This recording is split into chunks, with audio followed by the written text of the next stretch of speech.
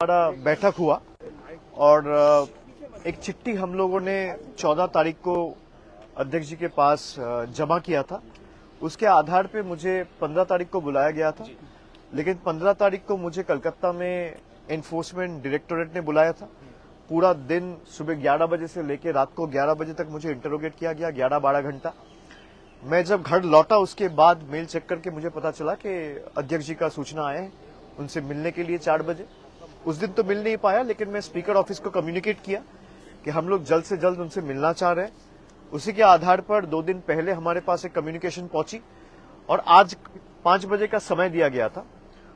उसी टाइम पे मेरे साथ मैं यहाँ पे सौगतदा है, कल्याण बनर्जी है, महुआ मोइत्रो है, डेरेक ओब्रायन है।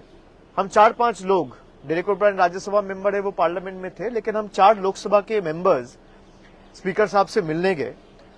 और आज हमारे बैठक के पहले महुआ मोइत्रो आके पार्टी के तरफ से, मैं ये आपको दिखाना चाहता हूं, आप लोगों ने पिछले 5-7 दिन का जो डेवलपमेंट है वो सब लोगों ने देखा है। तृणमूल कांग्रेस के 20 एमपीज आज से 3-4 दिन पहले स्पीकर साहब से मुलाकात किया है और उन्होंने अपने आपका एक सेपरेट ग्रुप फॉर्म करने का क्लेम किया है।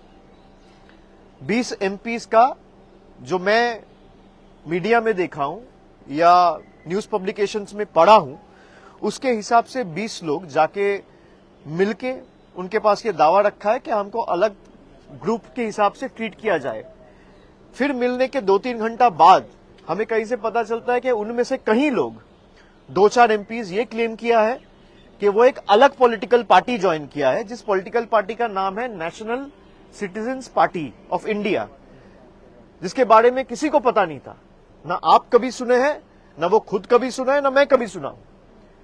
हम में जितने लोग आज यहां पे मौजूद है, किसी को उस पार्टी के बारे में कुछ पता ही नहीं है। और उन्होंने ये क्लेम किया कि हम उस पार्टी के साथ मर्ज हो गए।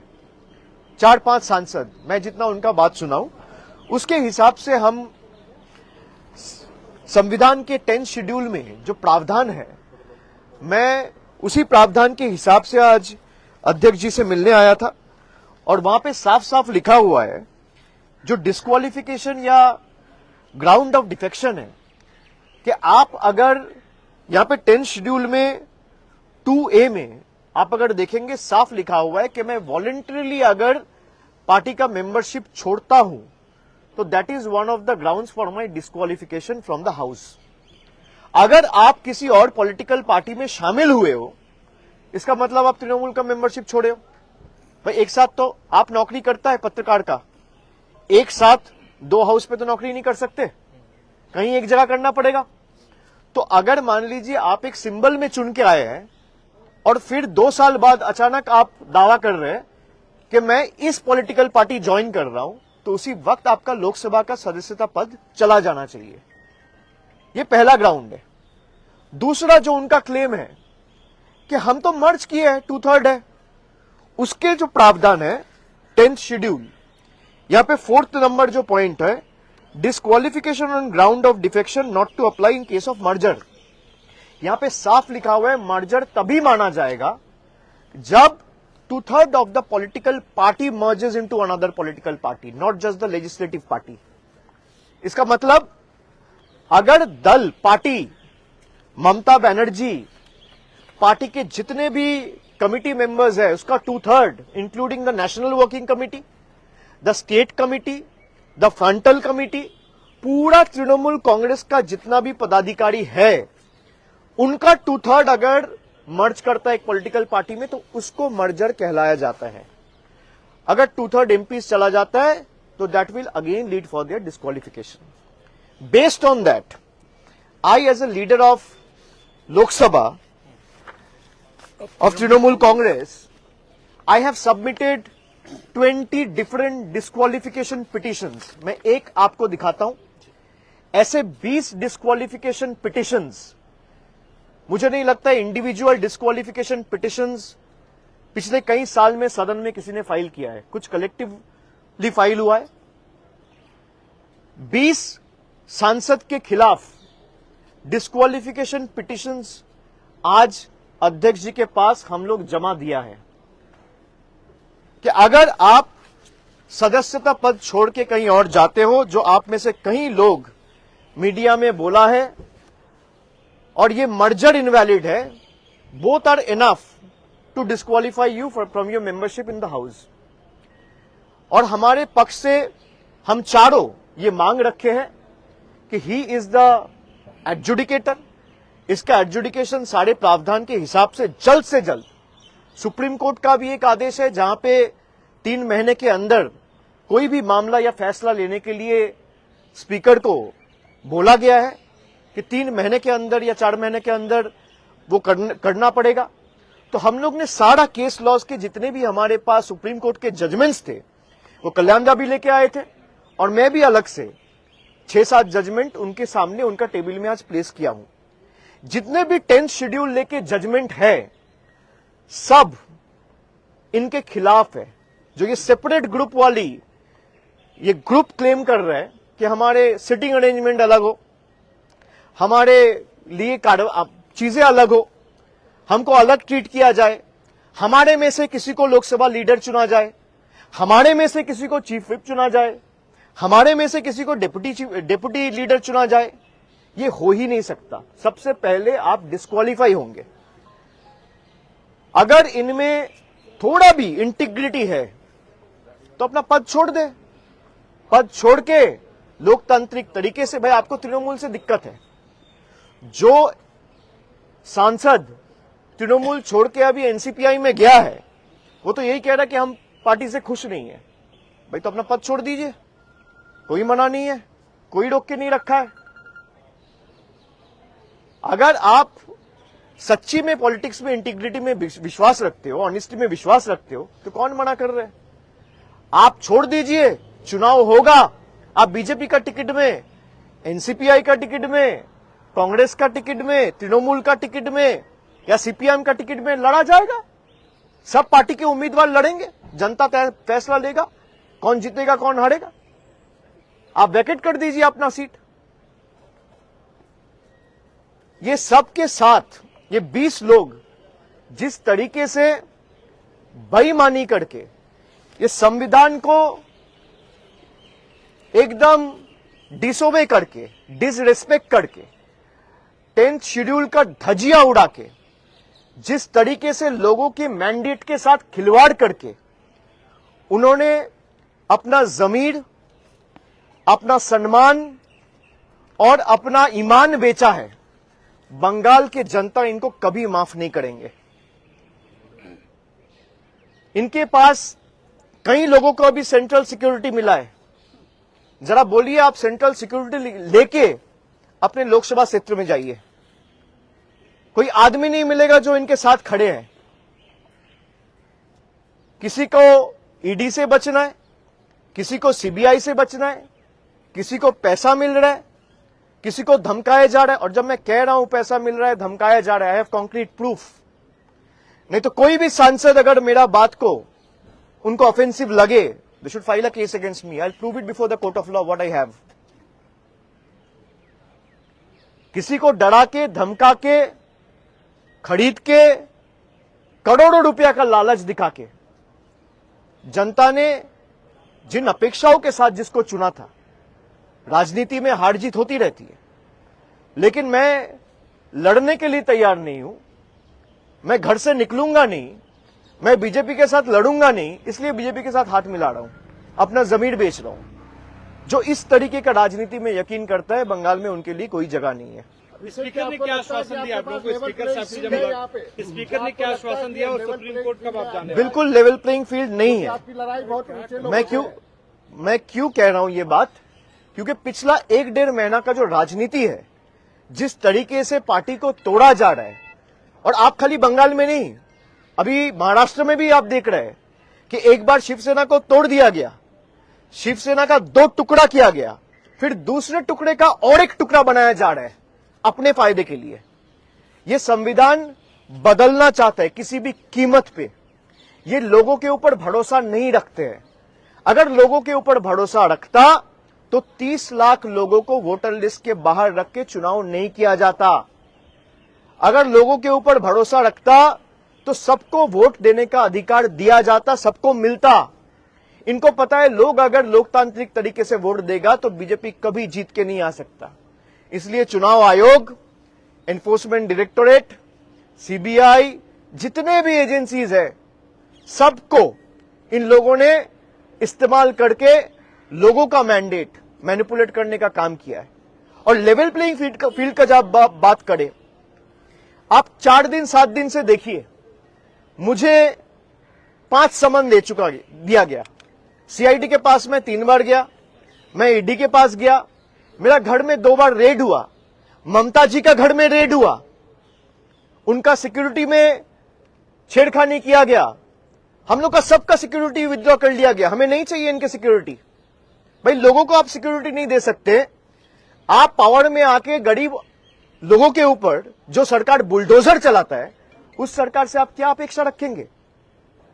लेकिन हमने अपना केस स्पीकर साहब के सामने रखा है और अध्यक्ष जी को हमने ये अनुरोध किया है कि जल्द से जल्द इस पे आप कार्रवाई करें, दोनों पक्ष को सुने। क्योंकि आप अगर संविधान के हिसाब से जाएंगे या सुप्रीम कोर्ट के जो जजमेंट है वो साफ इनके खिलाफ जाता है। क्योंकि आइदर आप कह रहे हैं कि भाई मैं दूसरा पॉलिटिकल पार्टी में 2/3 बन के रहूंगा, मैं दूसरा पार्टी का मेंबरशिप बन के उस पार्टी में रहूंगा, तभी आपका मेंबरशिप चला जाएगा। ये साफ मेंशन किया है संविधान में। या तो संविधान गलत है या फिर आप गलत है, दोनों में कोई एक गलत तो होगा। मैं आपको सीधा दिखा दे रहा हूं 10th शेड्यूल, अगर आप कोई देखेंगे 10th शेड्यूल में पॉइंट नंबर 2AB और मर्जर में पॉइंट नंबर 4, ये दोनों अगर आप पढ़ेंगे तो दोनों इनके खिलाफ जाता है और दोनों हमारे पक्ष में है।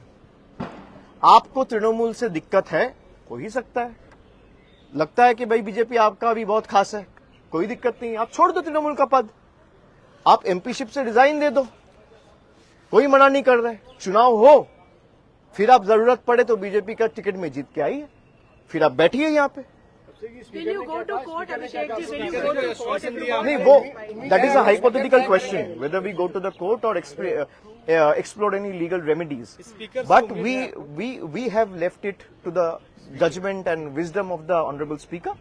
अभी फिर मुलाकात होगा, उन्होंने बोला है कि मैं दूसरे पक्ष को भी सुनूंगा, फिर आपको दोबारा बुलाऊंगा। तो हम उम्मीद रखते हैं कि भाई हमने संविधान के सारे प्रावधान उनको दिखाए हैं। लोकसभा का अध्यक्ष, मैं अपेक्षा रखता हूं कि संविधान के हिसाब से काम करेगा और संविधान का गला नहीं घोटेगा। मैं इतना ही उम्मीद रख सकता हूं। पार्शियलिटी पे पहले भी आप लोग सवाल उठा चुके हैं लोकसभा स्पीकर के, तो आपको लगता है कि वो नॉन पार्टीजन एक्ट करेंगे?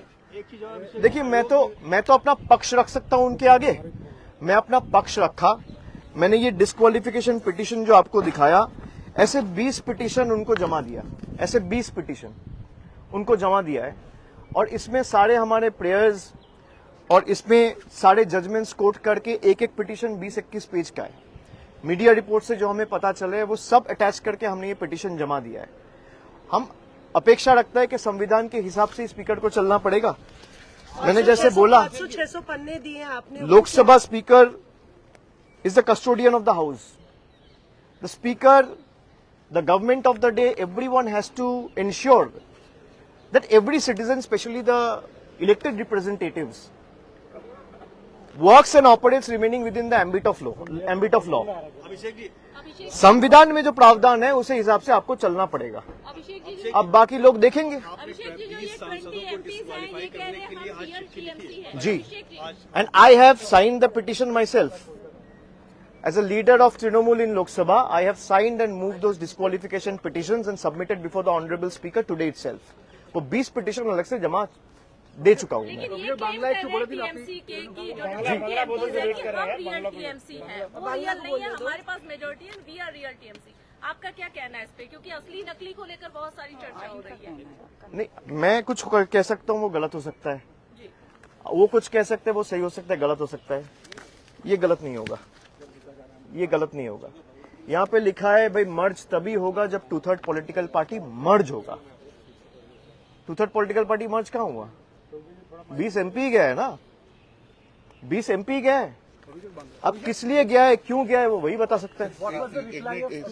बांग्ला बोलो। सुनिए ये संख्या का बात नहीं है, 20 और 21 से संख्या का बात नहीं है, बात है पॉलिटिकल पार्टी का, बात नहीं है लेजिस्लेचर पार्टी का। पॉलिटिकल पार्टी जब मार्च करेंगे तब मार्च होगा, उसमें 20 कहाँ चला जाएगा नहीं चलेगा उसमें कुछ नहीं है, पहले पॉलिटिकल पार्टी को मार्च करना। 25 भी जाएगा तो भी मर्जा नहीं है, आप ये समझिए। দলীয় সাংসদদের যারা ট্যাগ করেছেন এনসিপিআইতে গিয়েছেন তাদের বিরুদ্ধে একটা পিটিশন ফাইল করলেন।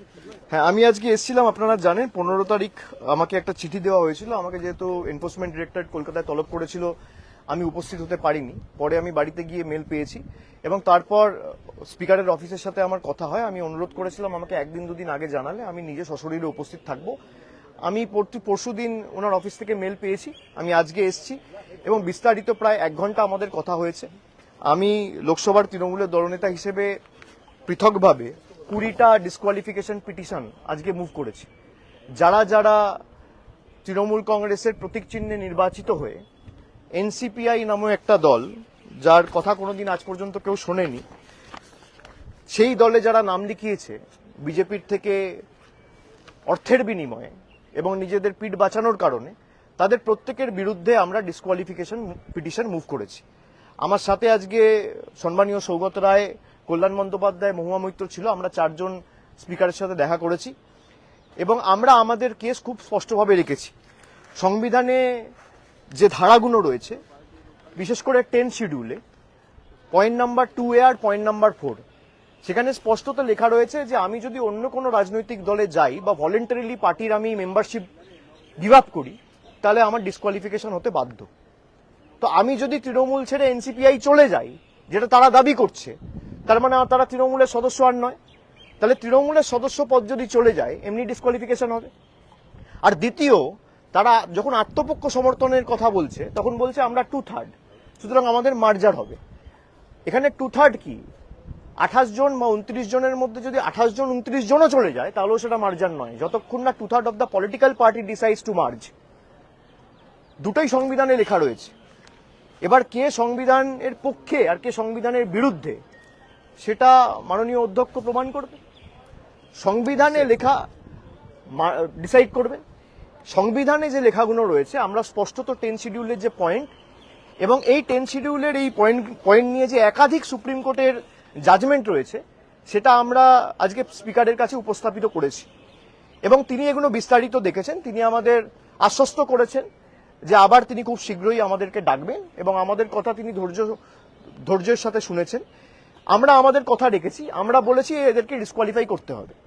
এবং যে সেপারেট ব্লকের কথা বলা হচ্ছে, সেপারেট ব্লক বলে কিছু হয় না। 91st অ্যামেন্ডমেন্টে খুব সম্ভবত 2003 সালে এই সেপারেট ব্লকই উঠে গেছিল। সেপারেট ব্লক বলে, সেপারেট গ্রুপ বলে কিছু হয় না। তারা যে আলাদাভাবে পৃথকভাবে চিঠি দিয়ে বলেছে আমাদের আলাদা দলনেতা, যেটুকু আমরা সংবাদ মাধ্যমে দেখেছি, আলাদা চিফ হুইপ, আলাদা ডেপুটি লিডার, এসব হয় না। তারা সংবিধানটা পড়ুক। সুপ্রিম কোর্টের ভুরি ভুরি জাজমেন্ট রয়েছে যেখানে স্পষ্টত রায় রয়েছে যে মার্জার তখনই হয় যখন 2/3 political party decides two merge, নইলে সেটা মার্জার হয় না। আমাদের পয়েন্টগুলো বলার ছিল। আমরা আশাবাদী যে স্পিকার নিশ্চয়ই তাদেরকেও ডেকে আমরা যে কথাগুলো বলেছি তাদের থেকে সদুত্তর চাইবে এবং আমাদের ডাকবে এবং যত তাড়াতাড়ি সম্ভব এর সুরাহা করবে এবং তাড়াতাড়ি এর নিষ্পত্তি হবে। আপনার চার্টার্ড ফ্লাইটে আসা নিয়ে একটা নতুন বিতর্ক তৈরি হয়েছে। কুণাল ঘোষ তিনি বলেছেন যে তিনি এটা সমর্থন করেন, কিন্তু নতুন বিতর্ক যদি আপনি যারা বলছেন আমি কিসে আসছি, কিসে যাচ্ছি, কোত্থেকে নামছি, তারা যদি লিখিত দিয়ে দেয় অভিষেক বন্দ্যোপাধ্যায় ইকোনমি ক্লাস যাবে, আমার পাশের সিটে যদি কেউ বসে, যেটা আমার সাথে অনেকবার হয়েছে, আমার লিগ্যাল ওপিনিয়ন নিয়ে এটা করা। কুণাল ঘোষ আমার সহকর্মী, সে যদি আমার বিরুদ্ধে বলে আমি তার বিরুদ্ধে বলবো না।